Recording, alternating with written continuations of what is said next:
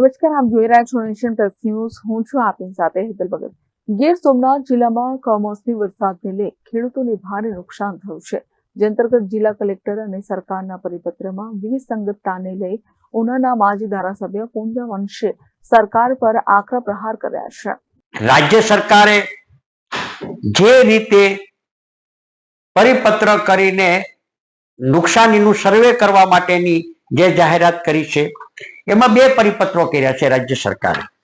એક તો ખેતી નિયામક કચેરી ગુજરાત રાજ્ય ગાંધીનગર દ્વારા ખેતી નિયામક દ્વારા પરિપત્ર કર્યો છે 28/10/2025 ના રોજ, અને આ પરિપત્રને આધારે જિલ્લા કલેક્ટર અને જિલ્લા વિકાસ અધિકારીએ પણ પરિપત્ર કર્યો છે 29/10/2025 ના. આ બંને પરિપત્રોમાં વિસંગતતાઓ દેખાય છે, અને એ વિસંગતતાઓ દેખાય એ છે કે જે પરિપત્રની અંદર જણાવરાયું છે, ખેતી નિયામક એમ કહે છે કે 20 દિવસની અંદર સર્વે કરીને તમારે જાણ કરવાની રહેશે, અને ત્યારબાદ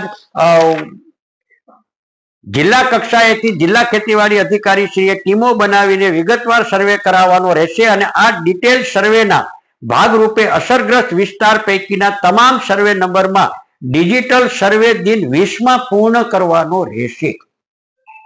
આ ખેતી નિયામક જણાવે છે. હવે કલેક્ટર શ્રીએ જે પરિપત્ર કર્યો છે એ પરિપત્રની અંદર કલેક્ટર એ કહે છે કે આ કામગીરી ખૂબ જ અગત્યની તથા સમય મર્યાદામાં પૂર્ણ કરવાની હોય. અસરગ્રસ્ત ગ્રામ વિસ્તારની સ્થળ ખરાઈ કરી સર્વેની કામગીરીની ફોટોગ્રાફી અને અન્ય સાધનિક કાગળો તાલુકા કક્ષાએ રેકલ જાળવણી કરવાની રહેશે, અને તાત્કાલિક સર્વેની કામગીરી હાથ ધરી દિન 7માં પૂર્ણ કરવા વિનંતી હુકમ કરવામાં આવ્યો છે. તો આ પરિપત્ર કલેક્ટરે કર્યો છે એ સાચો કે ખેતી નિયામકે કર્યો છે એ સાચો? રાજ્યના કૃષિ મંત્રી શ્રીએ જે વિભાગ એના કૃષિ મંત્રી છે એના વિભાગે પણ જાહેરાત કરી કે 20 દિવસની અંદર પરિપત્રમાં જોગવાઈ કરી, અને પોતે મંત્રીશ્રી 7 દિવસની સૂચના આપે, તો સાચું શું? જે રીતે સર્વેની ટીમો તૈયાર કરવામાં આવી છે અને એ ટીમોનું અને સર્વેની ગાઈડલાઈન જે નક્કી કરવામાં આવી છે એ જોતા તો આવનારા દિવસોની અંદર મોટે પાયે ખેડૂતો વધારે મુશ્કેલીમાં મુકાય એ પરિસ્થિતિનું નિર્માણ થયું છે. એમાંય રાજ્ય સરકારે આ વખતે વિભાગે સરકારે નક્કી કર્યું છે કે ગ્રામ સેવક મારફત સર્વે કરાવવાનું, જેને જવાબદારી સોંપી. હવે એક ગ્રામ સેવકની નીચે પોતાના છેડાના ગામો લગભગ 7 થી 10 ગામો આવે છે. હવે 7 થી 10 ગામો આવે એમાં વીસી હોય, પછી આપણે બાકીના 10 પાસ હોય એવા લોકોને પણ એમાંથી સીસીસી કરેલું જે હોય એવા લોકોને આમાંથી રાખી અને સર્વે કરવાની જે છે 4 જણાની ટીમ બનાવી છે. તો આ 4 જણાની ટીમ છે એ 7 દિવસમાં સંપૂર્ણ સર્વે પૂરું કરશે? આ સવાલો છે. જો સર્વે સમયસર ન થાય તો ખેડૂતોએ રવિ પાક કરવા માટે થઈ અને પોતાની ખેતરની અંદર તૈયારી કરવાની કે નહીં કરવાની? તો ઇમરજન્સી અને તાત્કાલિક રીતે જો સર્વે કરવું હોય તો આ સેટેલાઇટના મારફત, આમાં પણ સેટેલાઇટની પાસે સાથે સરખાવવાનું. હવે અગાઉ ઓનલાઈન રજીસ્ટ્રેશન ખેડૂતોએ કર્યા હતા, એ 40% ઓનલાઈન રજીસ્ટ્રેશનોમાં સેટેલાઇટ ઇમેજની અંદર મગફળી આવી જ નહોતી ખેતરમાં.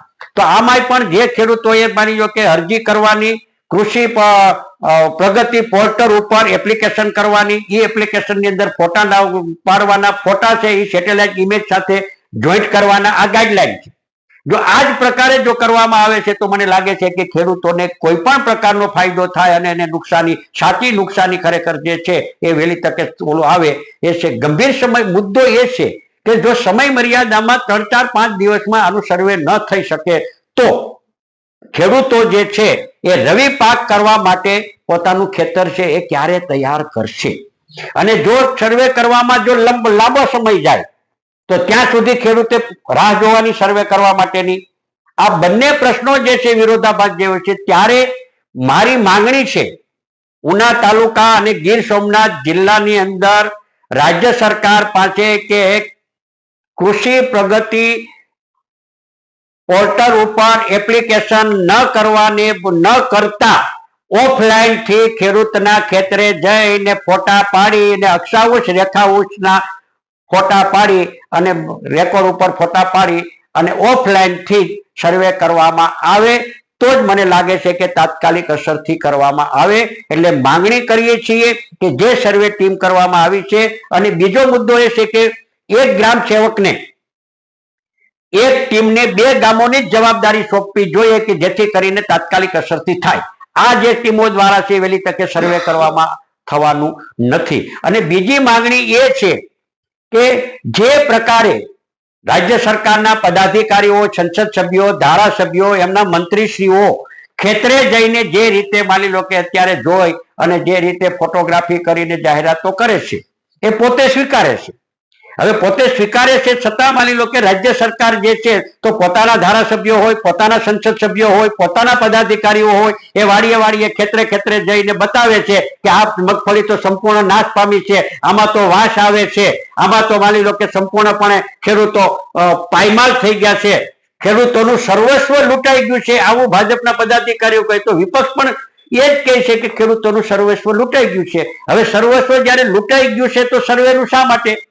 રાજ્ય સરકાર નક્કી કરીને સીધું એમના ખાતામાં જમા કરવા જોઈએ. અને માંગણી કરીએ છીએ કે ખેડૂતોને વળતર ચૂકવવા માટેનું જે કાંઈ તાત્કાલિક કરવાની થતું હોય એ કરે, પણ સાલના જે ધિરાણ કરવામાં આવ્યા છે એ સંપૂર્ણપણે 100% ધિરાણો માફ કરવા જોઈએ. આ માંગણી કરીએ છીએ, કોંગ્રેસ પરિવાર વતી કરીએ છીએ અને પૂજાભાઈ વોસ પૂર્વ ધારાસભ્ય તરીકે પણ અને ગીર સોમનાથ જિલ્લા કોંગ્રેસ વતી પણ સંપૂર્ણપણે લેણા જે છે લોન માફી થવી જોઈએ એવી માંગણી કરીએ છીએ. અને આ જે સર્વેની કામગીરીમાં જે વિસંગતતાઓ જે છે એ વિસંગતતાઓનું તાત્કાલિક અસરથી સમય મર્યાદાની અંદર આનું સર્વે થાય અને સર્વે કરવામાં કોઈ પણ ખેડૂતને અન્યાય ન થાય. તો તે વાવાઝોડાની અંદર જે રીતે માની લો કે સર્વે કરવામાં ગેરરીતિઓ આચરવામાં આવી હતી એ જ પ્રકારની પાછી પરિસ્થિતિ આ વખતે